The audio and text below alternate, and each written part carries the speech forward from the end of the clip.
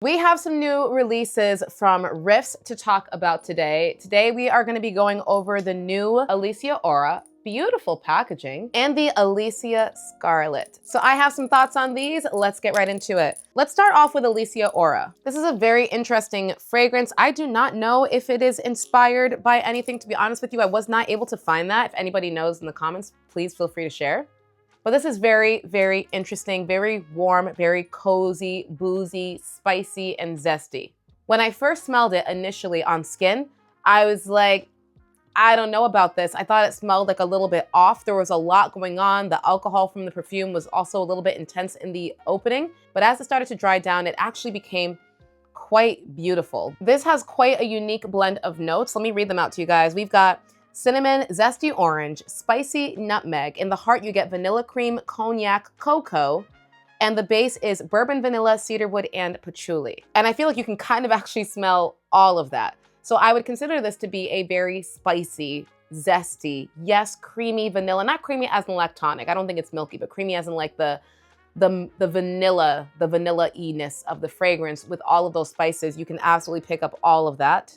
And I think why I wasn't sure if I liked it is in the opening, the cinnamon with the zesty orange and the nutmeg, it was like a little bit rare. Like, you know how sometimes you can get fruit with spiciness and it doesn't really feel like it goes well. So it just kind of comes off just a little bit off. But as it dries down, you get more of the vanilla cream with the cognac. So the booze starts to come out more along with the cocoa. So it really does become smoother. It's quite lovely. Even though it is a warm gourmand fragrance, I wouldn't consider this to be so suffocatingly rich that it could only be reserved for cold weather. And I think that's all. And I think that's also largely due to the fact that I don't consider this to be too strong of a fragrance. Like in comparison to the two fragrances, this one definitely lasted. This one definitely did not last as long. I got maybe 5 to 6 hours of this on my skin. I could still smell it at the 5 or 6 mark, but it was really, really like a skin scent. Whereas the other one, well, we'll talk about the other one, but it was really like a skin scent at the 5 or 6 hour mark where you have to kind of be close to me to pick it up, which again, with this blend and this style of note, I think is a good thing. I think when we're taking a look at spices and cognac and, really boozy fragrances, if they're too strong, for me, it can just be almost like a little bit nauseating. So I'm glad it didn't go in that direction. I think if you are someone who knows you like spices, you like creamy vanillas, and you like a good boozy scent, I can definitely see you enjoying this one. Now let's move on to Alysia Scarlet. And this one, I like a lot more. This one is sexy on sexy on sexy. Same style of bottle, of course, but just in a dark red color, which is already giving more of like that sensual type of feel. So Alysia Scarlet, what is it about the word scarlet? I feel like scarlet just invokes sexiness. And I'm really surprised that more people are not speaking about this fragrance. Ooh wee, man. So the other one, ooh wee. This was love at first sniff. If you are a cherry lover, if you like fragrances like Latafa Anna Abied Scarlet, you like Christian Louis Vuitton Fetiche Rose, you like, I don't know, Midnight Sin by Daniel Renee. Any fragrances that are meant to be like a dark, sexy cherry, this is for you. Oh my God, this is so good. Let me read the notes. So this is gonna give you black cherry with pink pepper. In the heart, leather. Yes, leather with cream. Benzoin. And the base is vanilla absolute, cashmeron, amber, isoi super. So what do you need to know? Of course, you get the black cherry in the opening, but as this fragrance evolves and it really starts to settle more and more on your skin, the leather notes really become more pronounced. So just be aware of that, because if you're someone who's like, I only want a slight, like a little of leather, you don't want to really smell it, I don't know if this is going to be for you, because whenever you see notes in the heart of the fragrance, those are the notes that are really going to make up like the backbone and the character of the scent. You are for sure going to get that leather.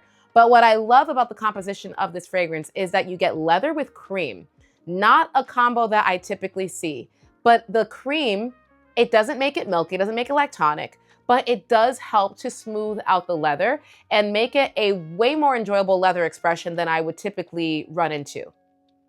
Such a sexy layer combo. There's no rose in this, which I actually like because I feel like I always see cherry and rose, cherry and rose. No rose, cherry, leather, cream, vanilla, phenomenal. And the pink pepper, yes, it does add that little bit of razzle dazzle spiciness to the fragrance, but it doesn't turn it into what I would consider to be like too spicy. Like it's way less spicy than like Versace Crystal Noir in the opening. So good, bro. So good. Like if I were to make an affordable top sexy perfume list, great idea. I think I should do that. This is 100% going in that. I cannot believe people are not talking about this enough. I just want to like breathe this in right now. Yeah, so anyways, I love this one. I think that's very clear. Between the two of them, which one would I repurchase? Which one would I suggest?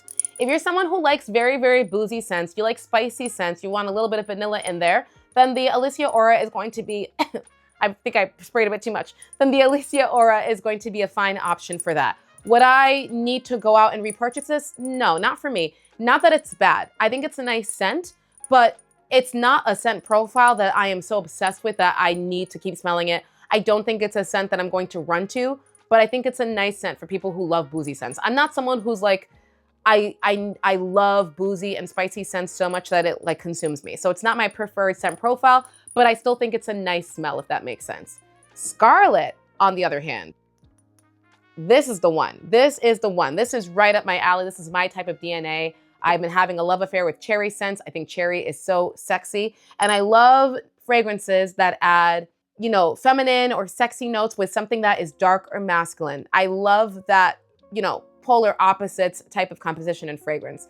And so the cherry with the leather, with the cream, say no more. Say no more. I love it. Also, I completely forgot to mention that the aura I was saying is about 5 to 6 hours at that point in time, it really starts to become more of a skin scent on me. This beast mode fragrance, 100%. You don't have to overspray it. You don't have to worry about it lasting. At the 5 to 6 hour mark, this is still projecting off of my skin. I got a full 8 hours of this before it became more of a skin set. So I really, really like this one for the performance, for the super cute bottle and packaging, for the actual smell. I love it. And again, I don't think that either of these are inspired by anything. I couldn't find it. I feel like there's not a ton of information on these two fragrances. Again, if you do know what they're inspired by, please feel free to drop it down below. But as far as I'm aware, I think they might be original. I don't know. But they're really, really lovely, both of them. But this one to me is for sure the standout. So let me know, guys, if you have tried either of these or if you plan to try either of these. And if so, which one are you more interested in? And I will see you guys back tomorrow for our next episode.